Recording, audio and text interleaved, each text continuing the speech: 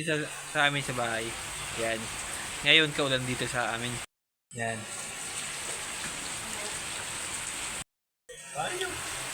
Yan. Kaulan dito, kaulan sa amin. Yan. Yan.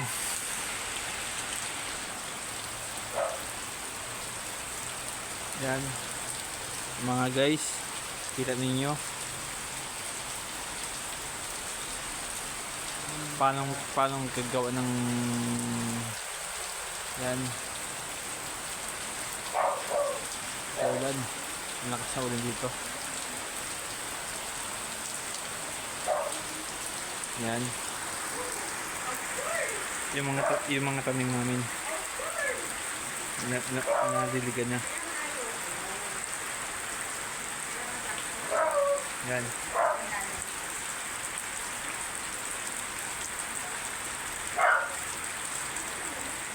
Yan.